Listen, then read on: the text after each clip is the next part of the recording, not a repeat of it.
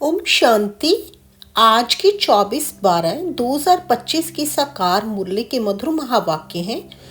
बाबा ने आज विशेष अटेंशन दिलवाया है कि आप अपनी चेकिंग कर सकते हैं। किन बच्चों को सर्विस का शौक होगा, उनकी मुख्य निशानियां बाबा ने 7 बातें बताई हैं। आप अपनी चेकिंग कर सकते हो। आगे बाबा ने कहा है, तुम बच्चे समझते हो हम बेहद के बाप के पास बैठे हैं वर्षा लेने के लिए, तो अंदर में कितनी खुशी होनी चाहिए। मनुष्य तो बेचारे चिल्लाते हैं, इस समय दुनिया में सब कहते हैं दुनिया में शांति हो, लेकिन बेचारों को पता ही नहीं शांति वस्तु क्या है। शांति वस्तु क्या है? ज्ञान का सागर, शांति का सागर बाप ही शांति स्थापन करने वाला है। उनको पता ही नहीं है शांति क्या वस्तु है। यहाँ चिल्लाते हैं कि दुनिया में शांति कैसे हो। अब नई दुनिया, सतयुग में तो शांति थी जबकि एक धर्म था, लेकिन शास्त्रों में जहां तहां बाबा कहते अशांति की बातें दिखा दी हैं, वहां पे लिख दी हैं। दिखाते हैं द्वापर में कंस था, फिर हिरण्यकश्यप को सतयुग में दिखाते हैं, त्रेता में रावण का हंगामा, सब जगह अशांति दिखा दी है। मनुष्य बेचारे कितने घोर अंधियारे में है। गॉड को तो बेचारे जानते ही नहीं। बाबा कहते सबसे पहले है पवित्रता। अभी तुम पवित्र बन रहे हो, वहां पवित्रता भी है, पीस भी है, हेल्थ वेल्थ भी है। कहाँ पे? सतयुग में। धन बगैर तो मनुष्य उदास हो जाते हैं। बाबा कहते हैं ना, धन बगैर तो मनुष्य उदास हो जाते हैं, लेकिन वहां पे आपको सब कुछ मिलेगा। पीस भी है, हेल्थ वेल्थ सब है। तो आप यहाँ पे आए हो ना विश्व के मालिक बनने। बाबा कहते आप यहाँ पे आए हो ना विश्व के मालिक बनने, तो अपने ऊपर विशेष अटेंशन देना है। क्या हम पवित्र बन रहे हैं?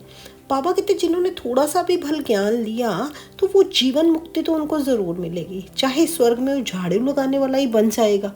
अगर जो उसने बाबा की उंगली छोड़ दी तो वो स्वर्ग में चाहे झाड़ू लगाने वाला ही बन जाएगा। स्वर्ग में तो बाबा कहते वो आएगा, बाकी पद कम मिलेगा।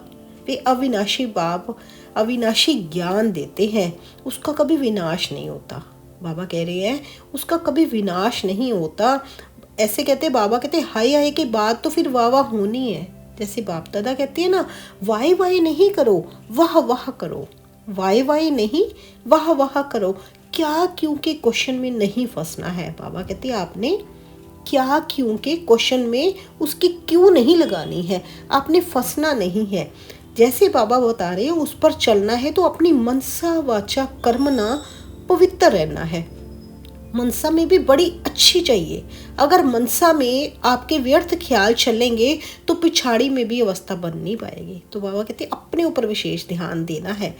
बाबा कहते तुम्हें ज्ञान धन मिला है तो उसको जरूर दान करना है। कहते हैं ना, धन दिए धन ना कूटे। अगर आप ज्ञान धन आगे दान करेंगे तो वो बढ़ेगा ही, कम नहीं होगा। जैसे कहते हैं ना, दानी महादानी कहते हैं, जो हॉस्पिटल धर्मशाला आदि बनाते हैं तो उनको महादानी कहते हैं। उसका फल जैसे उनको दूसरे जन्म में अल्पकाल के लिए मिलता है। समझो धर्मशाला बनाई तो दूसरे जन्म में मकान का सुख मिलेगा। जिन्होंने बहुत धन दान किया तो राजा के घर में व साहूकार के घर में जन्म लेते हैं। ऐसे बाबा कहते आपने भी दान करना है। किसका? ज्ञान धन आपने दान करना है। तुम ज्ञान ज्ञानेश्वरी हो ना, ज्ञान सागर तुमको ज्ञान धन देते हैं। तुम अविनाशी सर्जन के बच्चे हो, बाबा कह रहे हैं। बाबा ने हमें अपने बच्चे, सर्जन के बच्चे बनाए, तो सर्जन ही नब्ज देखेगा ना। जो अपनी नब्ज को नहीं देखते, नहीं जानते, वो दूसरों को कैसे जानेंगे। इसलिए बाबा कहते पहले अपनी तरफ देखो, अपनी चेकिंग करो, तभी आप आगे किसी को बता पाएंगे। अविनाशी सर्जन के बच्चे हो ना आप।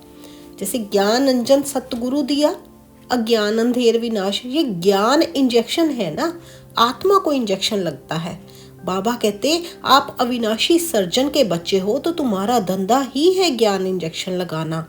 तो विशेष अटेंशन देना अपने ऊपर कि मैं कहाँ तक ज्ञान को अर्जन कर पाया हूँ, ताकि मैं भी आगे किसी को आगे बता पाऊँ, बाबा का ज्ञान दे पाऊँ, ज्ञान इंजेक्शन लगा पाऊँ। शूद्र से ब्राह्मण बने हैं, फिर आप देवता बनेंगे। बाबा तो कहती है ये सब ऐसे ट्रांसलाइट के चित्र बनाओ जो मनुष्य को कशिश हो। तो बाबा कहते अभी मैं जो सुनाता हूँ वह सुनो, इन आंखों से कुछ नहीं देखो, पुरानी दुनिया तो विनाश ही होनी है। इसलिए हम अपने शांति धाम सुख धाम को ही याद करते हैं। अभी तुम पूज्य से पुजारी बन रहे हो। बाबा कहते अभी तुम पूज्य से पुजारी बन रहे हो। बाप कहते तुमने तो सर्वव्यापी कहकर मेरा तिरस्कार ही कर दिया, मेरी गलानी कर दी, फिर भी मैं तुम पर उपकार करता हूँ। बाबा कहते फिर भी मैं तुम पर उपकार करता हूँ, क्योंकि ये खेल ही ऐसा बना हुआ है, वंडरफुल बना हुआ है। पुरुषार्थ तो ज़रूर आपने ही करना है, लेकिन बाबा फिर भी कहते हैं ना, डायरेक्शन देते हैं। देखो पुरुषार्थ तो हमने ही करना है, बाबा तो डायरेक्शन दे रहे हैं। कल पहले जो पुरुषार्थ किया वही ड्रामा अनुसार करेंगे, लेकिन कहते हैं ना ड्रामा में सोचकर बैठ नहीं जाना, अपने पुरुषार्थ को कम नहीं करना, उसको आगे बढ़ाते रहना है। आगे मुरली का सार है। बाबा कहते मीठे बच्चे, अविनाशी ज्ञान रत्नों का दान ही महादान है। इस दान से ही राजाई प्राप्त होती है, इसलिए महादानी बनो। अविनाशी ज्ञान रत्नों का दान ही महादान है, इस दान से ही राजाई प्राप्त होती है, इसलिए महादानी बनो। प्रश्न है आज की मुरली से, जिन बच्चों को सर्विस का शौक होगा उनकी मुख्य निशानियां क्या होंगी? उत्तर दिया बाबा ने। बाबा ने यहाँ 7 बातें बताई है, तो अपनी अपनी चेकिंग करनी है कि मैं कहाँ तक सर्विस का शौक मुझ में है या नहीं है। पहला है, उन्हें पुरानी दुनिया का वातावरण बिल्कुल भी अच्छा नहीं लगेगा। दूसरा, उन्हें बहुतों की सेवा कर आप समान बनाने में ही खुशी होगी। तीसरा पॉइंट है, उन्हें पढ़ने और पढ़ाने में ही आराम आएगा। चौथे पॉइंट में बाबा कहते समझाते समझाते गला भी खराब हो जाए तो भी खुशी में रहेंगे। 5वें पॉइंट में बाबा कहते उन्हें किसी की मलकियत नहीं चाहिए, वे किसी की प्रॉपर्टी के पीछे अपना समय नहीं गवाएंगे, माना अपना समय वेस्ट नहीं करेंगे कहीं पर भी, उन्होंने सिर्फ सेवा में लगना है। 6ठा पॉइंट है, उनकी रगें सब तरफ से टूटी हुई होंगी, माना उनमें कोई मोह की रग नहीं होगी। 7वां पॉइंट है, वे बाप समान उदारचित होंगे, उन्हें सेवा के सिवाय और कुछ भी मीठा नहीं लगेगा। वे बाप समान उदारचित होंगे, उन्हें सेवा के सिवाय और कुछ भी मीठा नहीं लगेगा। तो अपनी अपनी चेकिंग करनी है, मेरे में कहाँ तक ये 7 बातें हैं। कुछ भी है जो कम है तो उसको अपने में लाएंगे तो तभी पता चलेगा ना हम में सर्विस का शौक कितना है। आगे धारणा के लिए मुख्य सार है। बाबा कहते दिन रात सर्विस के चिंतन में रहना है और सब रगे तोड़ देनी है। सर्विस के बगैर आराम नहीं, सर्विस कर आप समान बनाना है, बाप समान उदारचित बनना है, सबकी नबज देख सेवा करनी है, अपना तन मन धन भारत के कल्याण में लगाना है।